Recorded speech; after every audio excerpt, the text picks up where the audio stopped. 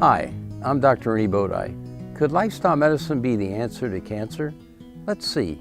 I hope you enjoy the following presentation.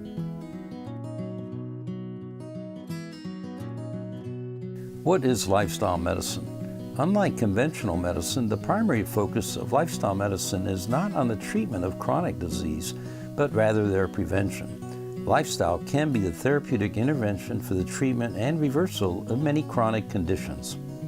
Many consider lifestyle medicine to be a relatively new subspecialty, although it has been practiced for thousands of years.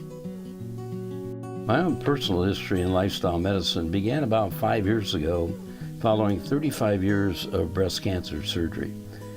Interestingly, in 2015, there were 15 million cancer survivors. By 2020, this will grow to 20 million. In 1971, there were 3 million cancer survivors, that is 1 in 69 Americans, yet today there are 1 in 23. 1.6 million Americans will be diagnosed with cancer this year, resulting in over 600,000 deaths. Only 10% of these can be attributed to genetic abnormalities.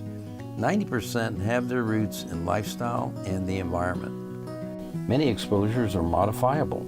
We can decrease our exposure to ultraviolet light, we can avoid tobacco and alcohol, we can increase our level of exercise, decrease our stress, and very importantly, alter our diet, which may influence our gastrointestinal system, which is a very, very powerful immune organ. Breast Cancer Awareness Month is celebrated in October.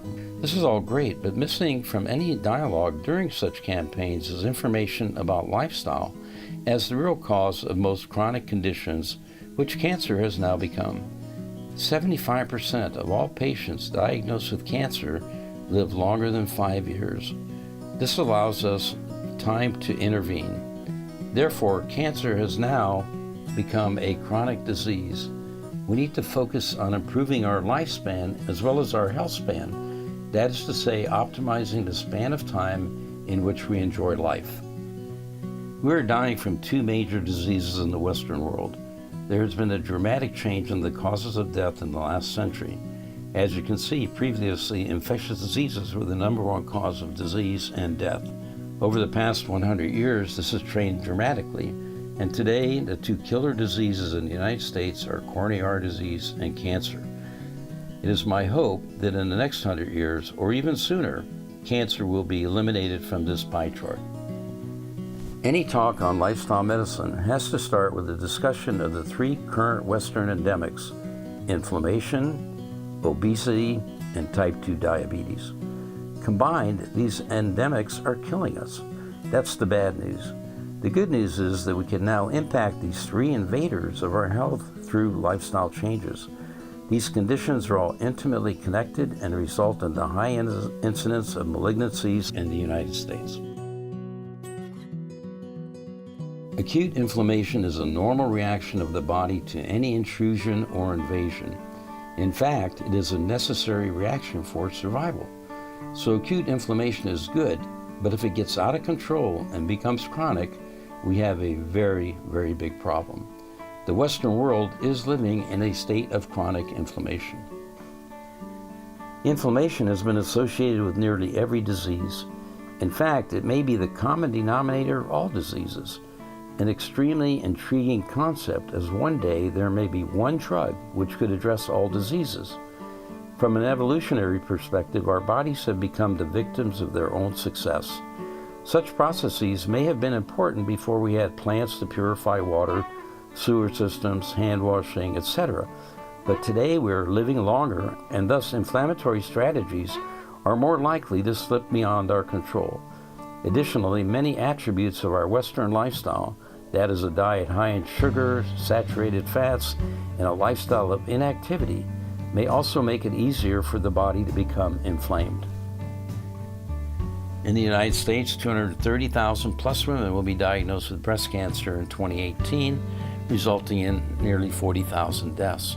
Worldwide, we see a number that more closely approaches 2.5 million, with nearly 500,000 deaths. Actually, more recent projections may increase the number from 230,000 to 260,000 for 2018, possibly due to the influence of the fact that we have an aging population.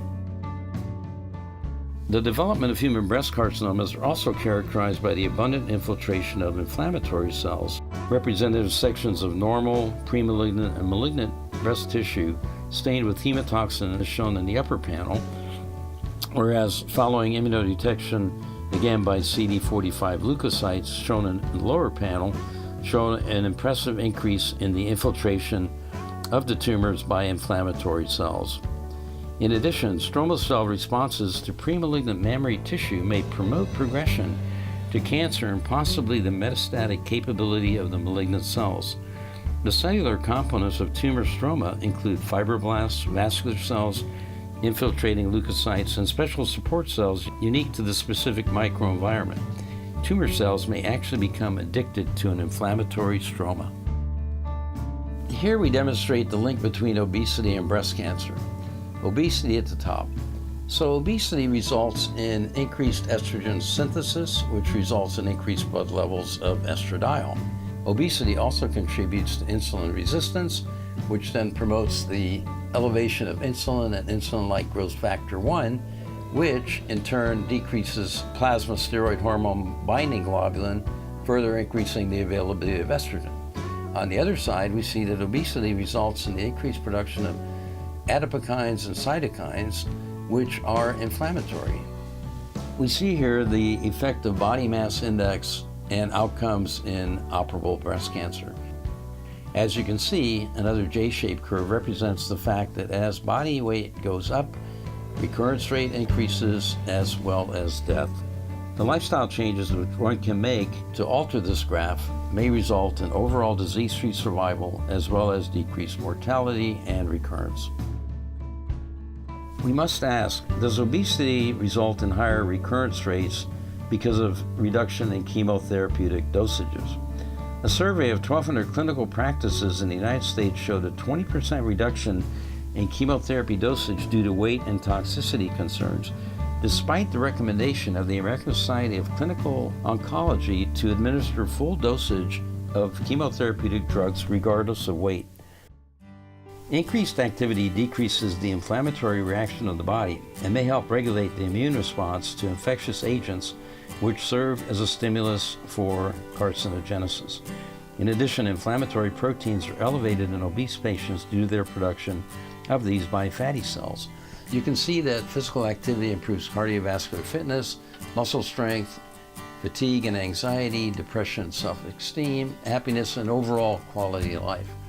It also decreases weight, metabolic syndrome X, stress on the endothelial cells, which result in coronary artery disease and renal failure, and decreases inflammation by the decreased production of the inflammatory proteins such as C-reactive protein, tumor necrosis factor, interleukin 6, etc. There are at least 20 prospective studies that show a decrease in recurrence and increase in overall disease-free survival in patients who've been diagnosed with breast cancer. Exercise following breast cancer, we see a 41% decrease in all-cause mortality, 34% decrease in the risk of death from breast cancer, and a 24% decrease in recurrence.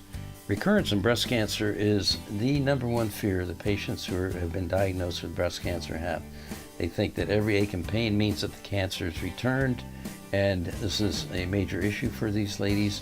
Yet, if we can encourage them to exercise, you can see that we can decrease their recurrence rates by nearly 24%. This is a very interesting study by Pierce and colleagues in 2007. They looked at 1,500 women who were diagnosed with early-stage breast cancer treated between 1991 and 2000. The death rate decreased by 50% if the females adhered to a high fruit vegetable, high physical activity lifestyle.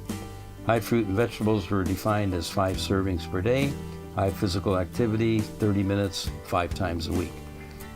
Note, very importantly, that if either one of these interventions is done alone, it's not effective. But when they're done together, they're extremely effective. Here we see our daily dietary recommendations. On the left are inflammatory foods, meat, dairy, processed foods, soft drinks, alcohol, etc. On the right, we see the anti-inflammatory categories: leafy greens, vegetables, fruits, whole grains, seeds, and a limitation on nuts, walnuts, almonds, which are okay, but they are a little bit high in fat. So we want to try to kind of limit that, even though they are considered to be rather healthy. Here we see the benefits of a whole food plant-based diet. Decreases heart disease, decreases cancer risk, obesity, hypertension, diabetes. We see it may decrease osteoporosis, diverticular disease, gallstones, rheumatoid arthritis, stress. Will definitely increase chances of weight loss, increase our energy, sleep patterns, fiber consumption, antioxidants, and higher consumption of vitamins and minerals. So we have a lot of famous vegans that live in the United States, among them former President Clinton, Mike Tyson, Beyonce, and Jay-Z. We see Megan Duhamel, who won the 2018 Gold Olympic medal. World's Strongest Man, Brian Shaw, lifted somewhere near 975 pounds in 2013. Justify, the 2018 Triple Crown winner, doesn't look exactly emaciated on a vegan diet.